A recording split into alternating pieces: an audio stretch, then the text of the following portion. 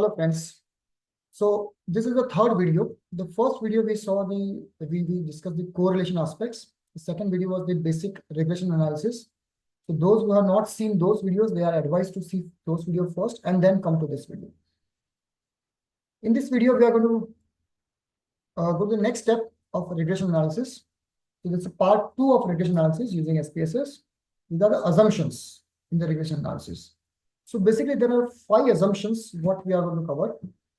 The first assumption is that the relationship between independent variable and dependent variable is linear. And based on that, the regression equation is framed. There is no autocorrelation between the dependent variable values. We'll discuss what is autocorrelation. The variables follow the normality. The variance is a constant. It's called homoscedasticity. And the independent variable doesn't have a strong correlation among themselves. That means there's no multicollinearity.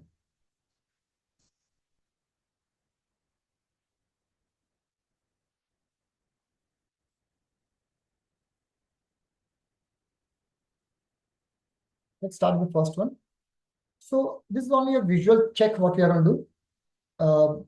That wherever we find that the scatter plot between a particular independent variable and a dependent variable is not showing the linear relationship, ideally we should not bring them into the regression analysis.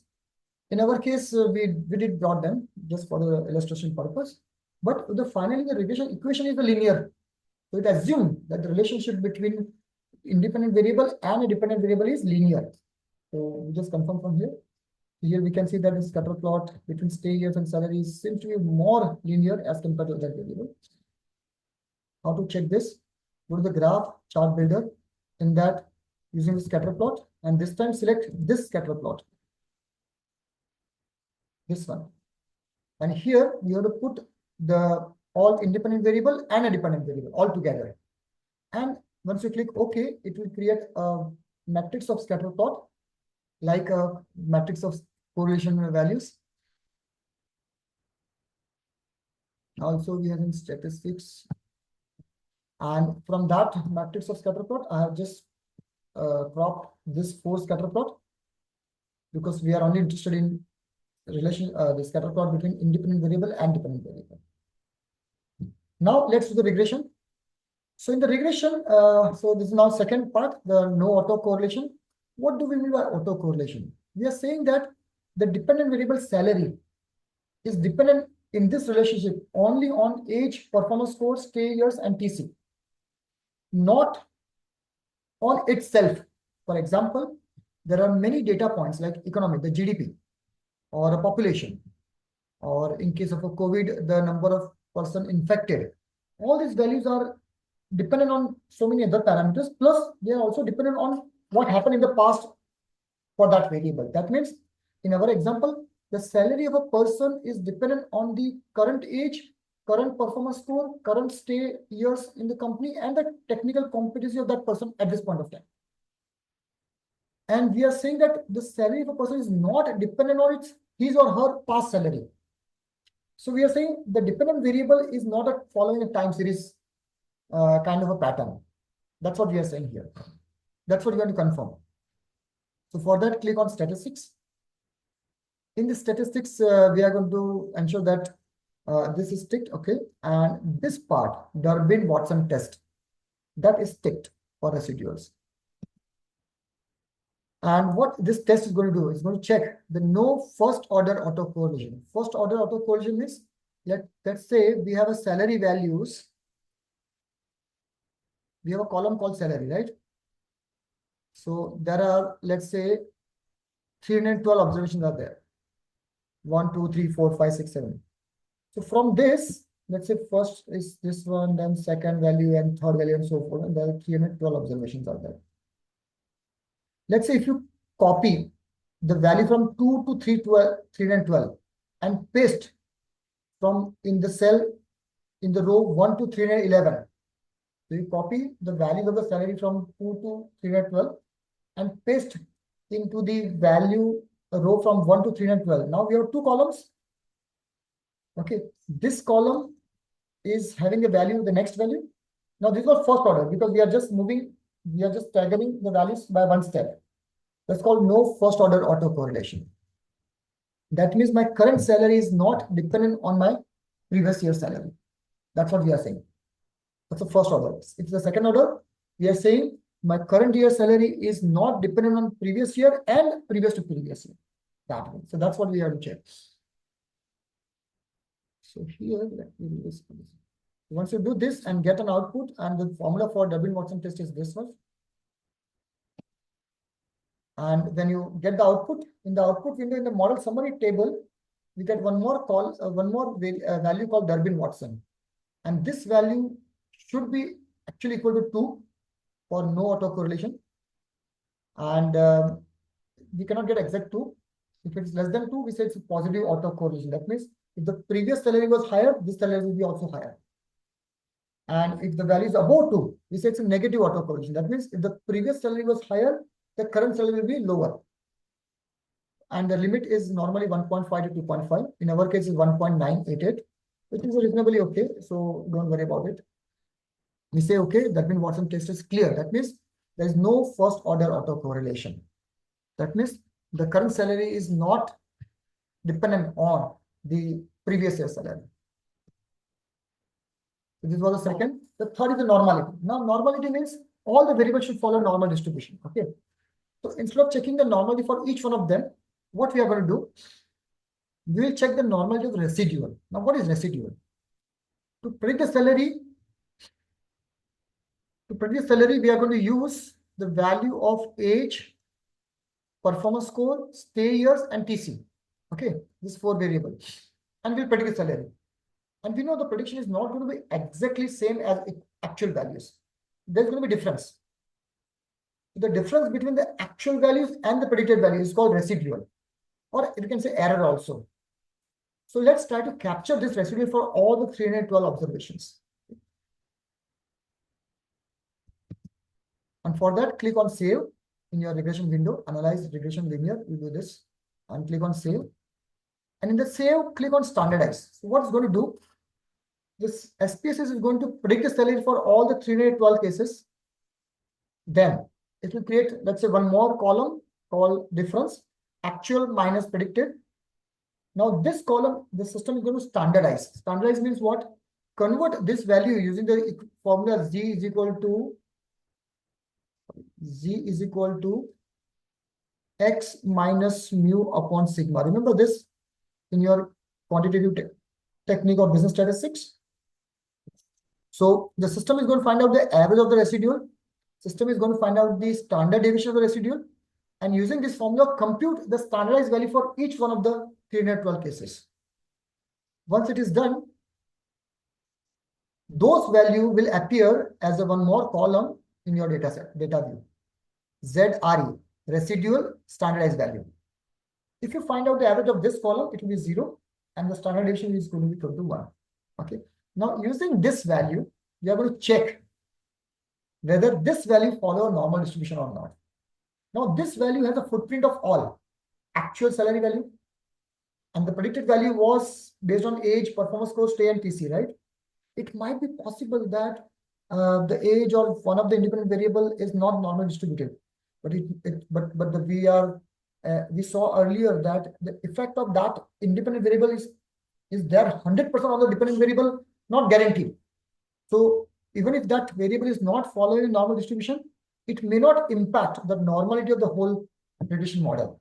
Hence, we are saying the residual has a footprint of predicted the predicted value, salary, independent variable, age, performance score, stay years, and TC in this case. So hence, we'll check the normality of only this column. And to check that, we can go to chart, graphs, chart builder. In that, you select the histogram and put the standardized residual value here on the x-axis.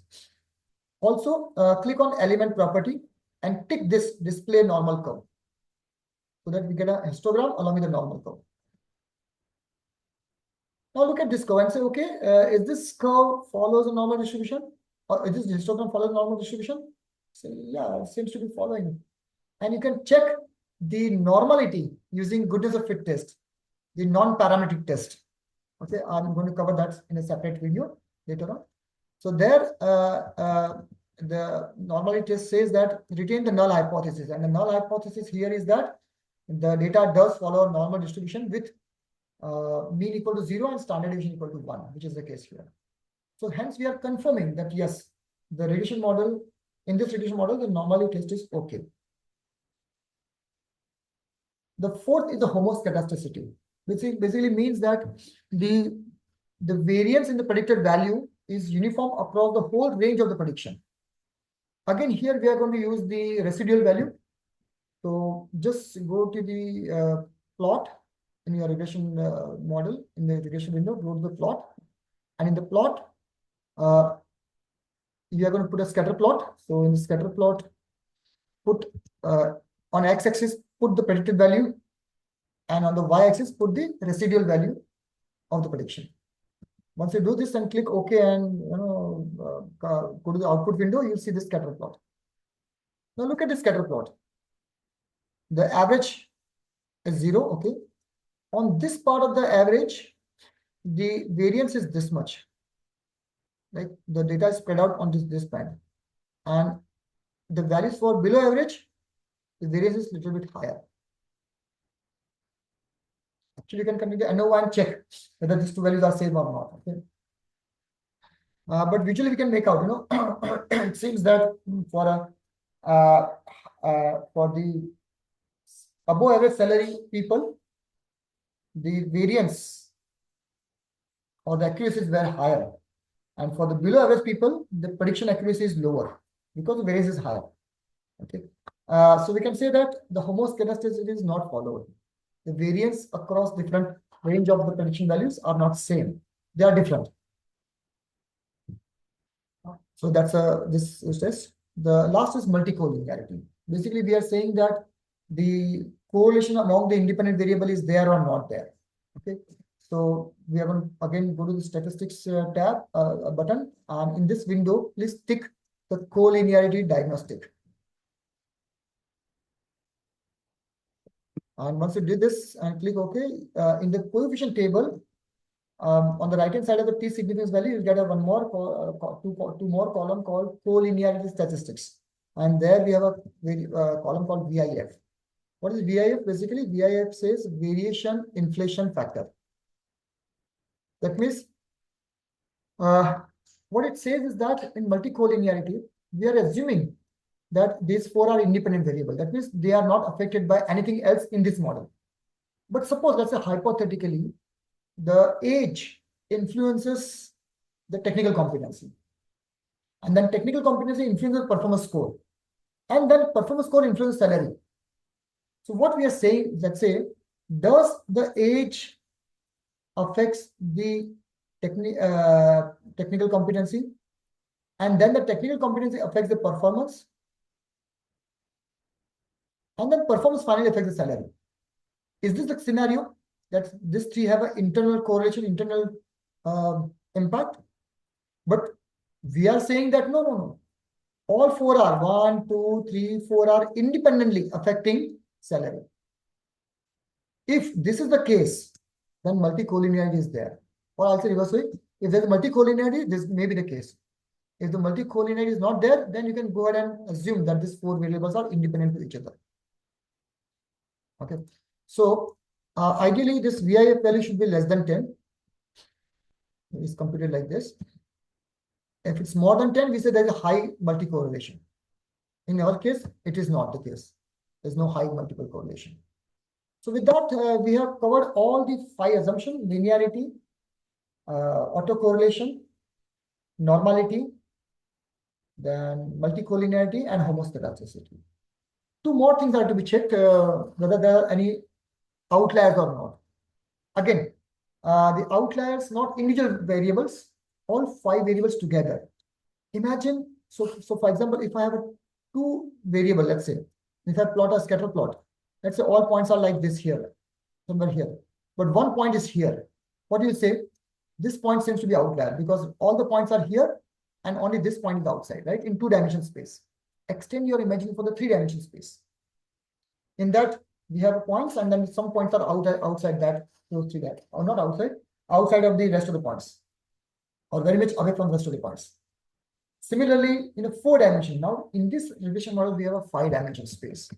So in this 5-dimension space, does the among those 312 observations, is there any observation which are outlier? And that we want to check. So for that, we are going to use residual value again. And since in residual value, the average is 0 and standard deviation is 1, we can say that all those points which are beyond mu plus minus 3 sigma, that means the residual value which are less than minus 3, or the residual value which are more than plus 3, they are the outliers. So you have to check the data points. So in your data points, or you can check in scatter plot also. Let's say here, see here. This is -2. The -3 is going to be somewhere here. So all the points are above -3. This +2, +4, the +3 is going to be somewhere here. So these 3, 4 points or 5 points are beyond +3 value. So they can be termed as the outliers. So since they're outliers, they might influence the regression model. So it's better to take them out. So you go to your data view. In the data view, select those points where the residual value is more than +3 and remove them from your data point. The next, there can be a high leverage point. That means the outliers, or we call them a high leverage point here. Outlier concepts can be there because of the independent variable, that age, TC, performance score, and stay years. So for that, we are going to compute something called the Mahalanobis distance. It's basically in a 5-dimension space, you have a centroid, and from the centroid, the distance of those points. Okay, so and that distance, if it's beyond some limit, we say these are the high leverage point. How to compute that? For example, here, this points, in stay and salary, space, these points are away from the rest of the points, and they might be an outlier, might be in a high leverage point. So how to compute, how to find out that? So here, go to the save. The way you save the standardized residual value, this time you save the distances from Mahalanobis distance. Okay, and once you do that, you'll get a one column called Mahalanobis MH. It's first time I'm doing, so 1. Now, whether these values are beyond limit or not, how to find out that?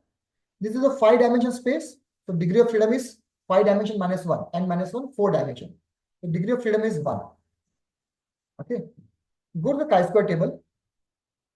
The chi-square table, look at the degree of freedom 4, because it's a 5-dimension space.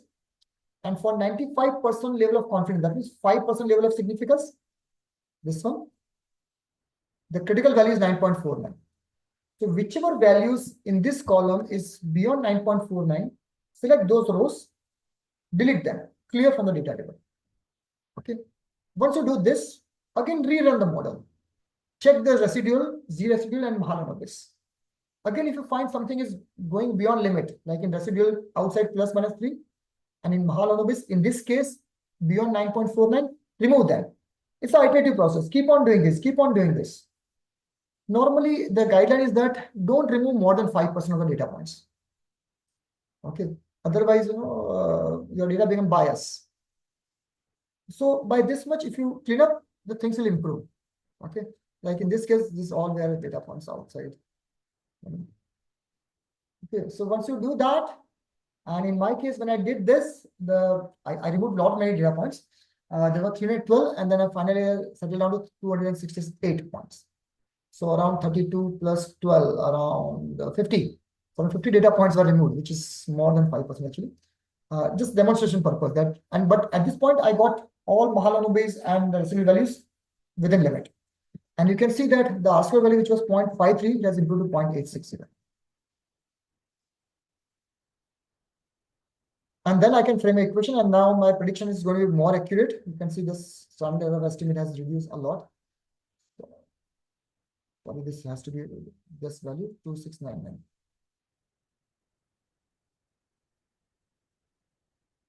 And R-square has improved. Okay. So that's all for this. So what we have covered, for the regression, we have checked total 7 things. First, the linearity using scatter plot. Second, the autocorrelation using the Durbin-Watson test. Third, normality using the residual values. Fourth, homoscedasticity is checking the spread of the residual value. And the fifth, multicollinearity using the VIF. Then also we checked the outliers using the residual value if they are beyond ±3, and the high leverage point if they are beyond the critical value of the given by the chi-square table for the Mahalanobis distance. Thank you very much, friends.